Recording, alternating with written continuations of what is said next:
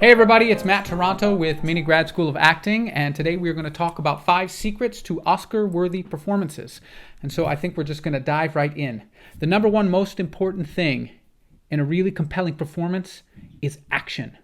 Okay? At the beginning of a take on set, the director calls action. They don't say emote, they say action. They want a sense of doing in everything that you do. In your performance, you need a sense of doing. Okay? If you look up the verb to act in the dictionary, it says to do. That's the simplest definition. Okay? And so acting is not about emoting, it's not about pretending, it's about doing. It's about finding the reality of doing. And that's why a lot of your acting teachers will talk to you about objectives, needs, goals, essential actions, things that your character is trying to do, that you're trying to get, that you're trying to accomplish in the midst of the scene. And if you can connect to those authentically, then suddenly you're going to start to create performances that are compelling and human and very spontaneous and unpredictable.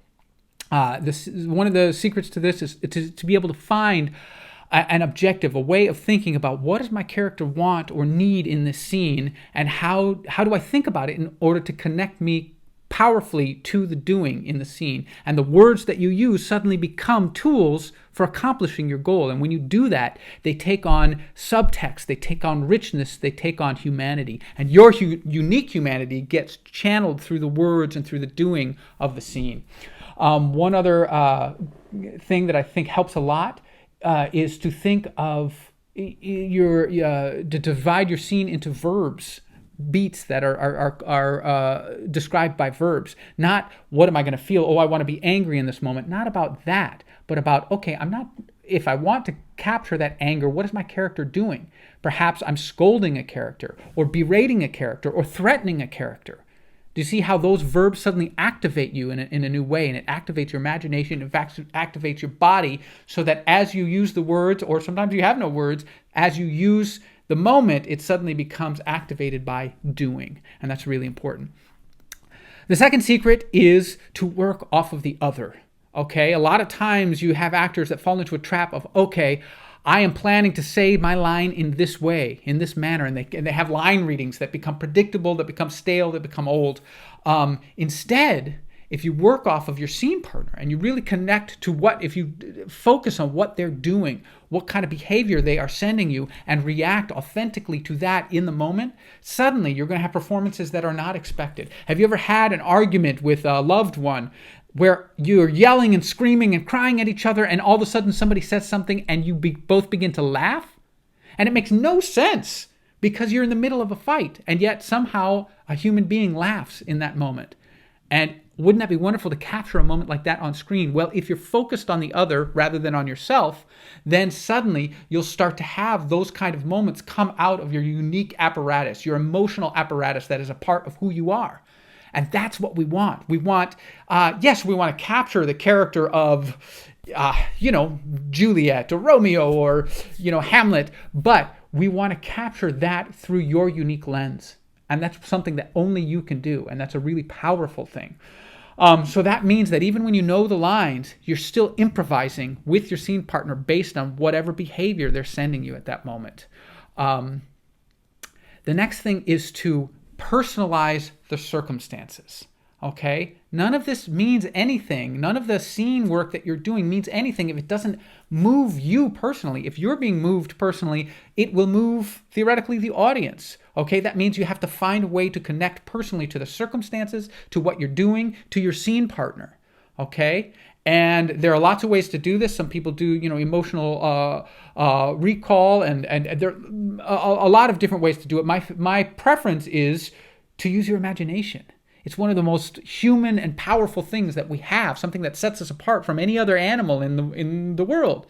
And that is we can imagine things, okay? So you need to use your imagination to connect yourself personally to what's at stake in the scene, okay? Yes, maybe you never have been interrogated by the Gestapo, but you're in that scene anyways, and you have to personalize that. So find a way to do that. Perhaps it's a little bit like being interrogated by your parents when you were out late and didn't know, didn't come home on time or something to that effect. But it's about using your imagination and finding a way in that connects you personally to the doing, to the action, and to the scene partner. well, doing and action are the same thing. The other thing that I think is really important as you craft your performance, in addition, these are just sort of bullet points, and I wish I could say, oh, these are little tricks that you can do and suddenly you'll be an Oscar-winning performer. That's not the way it works. These are guidelines, but it takes years of practice to master that, and we'll talk to that. I'm actually getting ahead of myself. We'll talk about that a little bit more. That's point 5, but point 4 is point of view. Understanding your character's point of view will affect how you perform it. It will affect your physicality. It will affect how you receive the information in the scene. So, for example, if the director says to you, I think your character is very paranoid in this scene, can you be more paranoid? Well, you can sit there and try to pretend to be paranoid, but suddenly that's going to be a forced and kind of inauthentic performance, because nobody in life thinks of themselves as paranoid. No, a paranoid person, what is their point of view? They think, everybody's out to get me.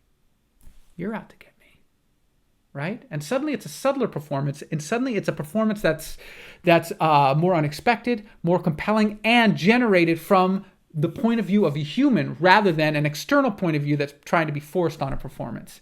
That's a really important thing to do. So think about, what is your character's point of view on the world, on the most important characters in the scene or in the story, on their clothing, on the prop that they're handling. What is your point of view? And suddenly it will give you a specific relationship that will be authentic and, yes, specific. Specificity is really important, okay? So Stanislavski said that generality is the enemy to all art. So we want to find specific choices that will be compelling. The last thing, the last key is training. Train, train, train. Become better every day. You want to be at the Olympic level of acting. And unless you are, you're not going to be able to perform at the highest level. There's no Olympian in the world worth their salt that doesn't have a coach, have a team, have a training regimen, have people helping them become better. And that means you're going to have to invest your time, your energy, and your finances to train and become better and better every day. And those are the keys to becoming an actor to be reckoned with. And that's what you want to be, isn't it? You want to be an artist who can compel other people with their performance. And that requires study, that requires knowledge, and that requires, well, at least 5 of these secrets that I shared with you today. If you're interested in a little bit more help to get yourself to that place where you're really performing at the top level, feel free to reach out to me. I do offer classes as well. The other thing, if you're in the LA area, I also offer one-on-one coaching through Skype and other avenues.